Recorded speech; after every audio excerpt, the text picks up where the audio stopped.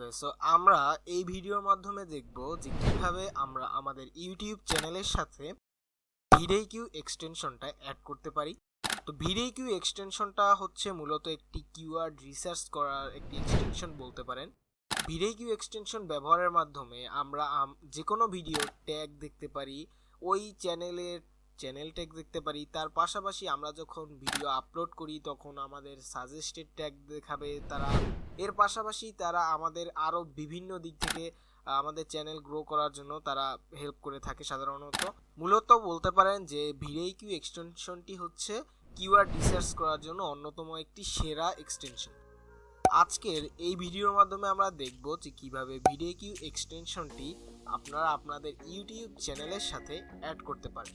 আপনাদের সকলকে YouTubing with Kawsar YouTube channel থেকে স্বাগত।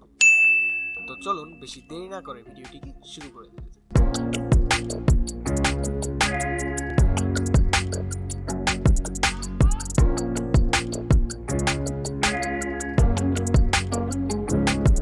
আপনাদের যদি ইউটিউব রিলেটেড কোনো প্রশ্ন থাকে এবং সেই প্রশ্নের উত্তর যদি আপনারা ইউটিউবিং উইথ কাওসার এই ইউটিউব চ্যানেল থেকে জানতে চান, তাহলে আমাদের যে কোনো ভিডিওর নিচে আপনারা কমেন্ট করবেন এবং সেই কমেন্টের মাধ্যমে আপনাদের সেই প্রশ্নটি আমাদেরকে জানিয়ে দিবেন এবং অবশ্যই সেই প্রশ্নের শেষে আস্ক কাওসার কথাটি লিখে দিবেন।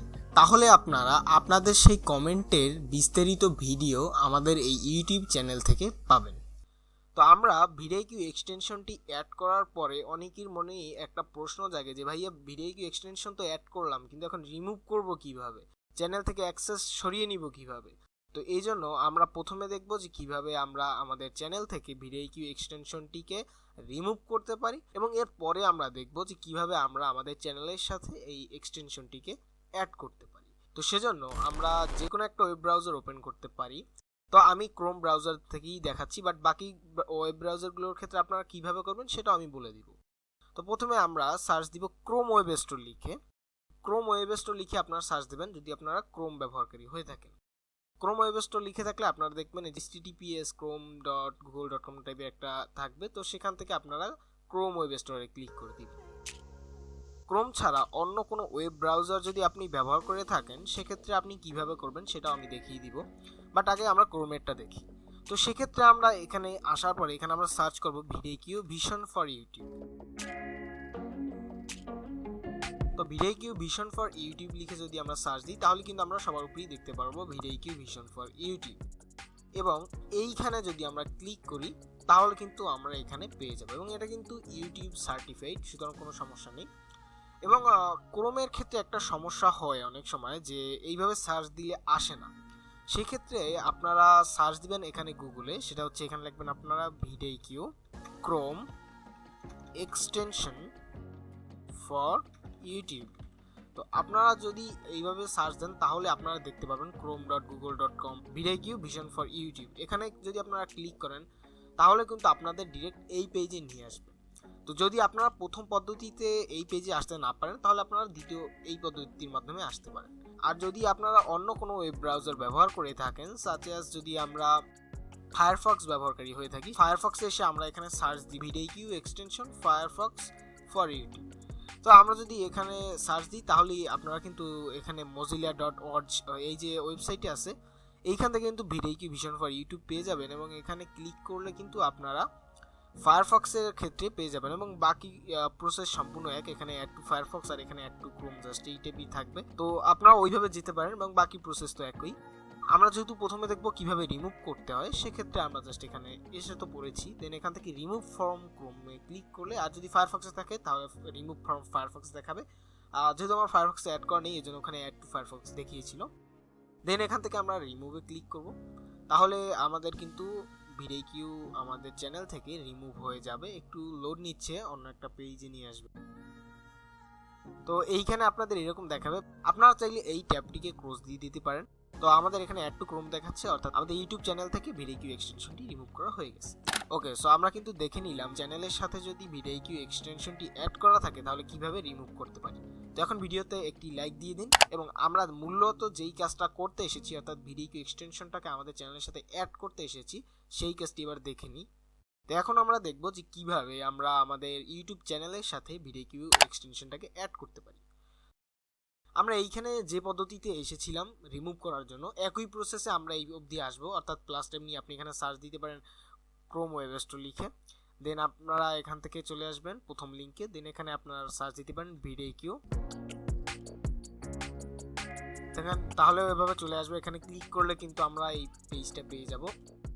অথবা আপনি এখানে চাইলে সার্চ দিতে পারেন VidIQ Chrome extension for YouTube, তাহলেও কিন্তু চলে আসবে। দেন এখান থেকে ফার্স্ট লিঙ্কে ক্লিক করলেও কিন্তু আমাদের এই পেজে নিয়ে আসবে। একই প্রসেস, আপনি যেভাবেই আসেন না কেন। অন্যান্য ওয়েব ব্রাউজারের ক্ষেত্রেও একই প্রসেস, জাস্ট ক্রোমের জায়গায় আমরা এখানে লিখে দিব ফায়ারফক্স অথবা মাইক্রোসফট এজ বা আমরা যেটাই ব্যবহার করি। দেন আমরা এখান থেকে অ্যাড টু ক্রোমে ক্লিক করব, যেহেতু আমরা অ্যাড করতে এসেছি। দেন এখান থেকে অ্যাড এক্সটেনশন, তাহলে এটা আমাদের ডাউনলোড হচ্ছে, দেখতে পাচ্ছেন। এটা আপনাদের নেট স্পিডের উপর ডিপেন্ড করবে যে কি পরিমাণে টাইম বেশি নিবে বা কম নিবে। দেখতে পাচ্ছেন অ্যাডিং টু ক্রোম। তো আপনাদের এইরকম একটা পেজে নিয়ে আসবে এবং এইখানে কিন্তু আপনাদের একটা ভিডিও আছে VidIQ ইউটিউব চ্যানেলে। তো এখান থেকে আপনাদের VidIQতে সাইন ইন করতে হবে, কারণ উইদাউট সাইন ইন আমরা কিন্তু কোনো কাজ করতে পারবো না।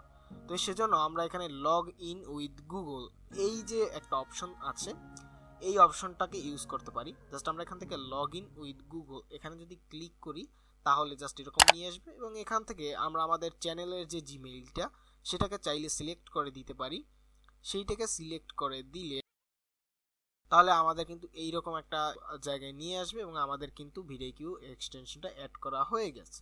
এই ভিডিওর মাধ্যমে যদি আমি আপনাদেরকে দেখাই, তাহলে আপনারা এখানে দেখতে পাচ্ছেন যে এটা SEO স্কোর 20.7 100-র ভিতরে, এবং এখানে এইটা টাইটেল দেওয়া ঠিক আছে, হাই রেজুলেশন থাম্বনেইল ঠিক আছে, ট্যাগ ঠিক আছে, ডেসক্রিপশন ঠিক আছে, বাট আই ক্যাট দেওয়া নেই, পাবলিক করা নেই, এটা আনলিস্টেড করা আছে। এবং এখানে আরও এই ভিডিওর ট্যাগগুলো দেখাচ্ছে। এই ভিডিওর কোনো র্যাঙ্কিং ট্যাগ নেই, যদি র্যাঙ্কিং ট্যাগ থাকতো তাহলে সেগুলোও দেখাতো। এই চ্যানেলের ট্যাগ হচ্ছে এইগুলো। এই ভিডিওর থাম্বনেইল এখানে VidIQ স্কোর এত, এবং এখানে অ্যাভারেজ ভিউজ পার আওয়ার, অর্থাৎ প্রত্যেক ঘন্টায় কয়টা ভিউজ পড়ছে সেইটা, অর্থাৎ আরও বিভিন্ন ডিটেলস দেখাচ্ছে। ভিডিওটা 44 সেকেন্ডের, সেটা আপনারা দেখলেই বুঝতে পারবেন। ওকে, যেহেতু আমরা এখন আমাদের চ্যানেলের সাথে VidIQ এক্সটেনশনটিকে অ্যাড করতে সফল হয়েছি, তো এখন ভিডিওতে আপনারা একটি লাইক করে দিন।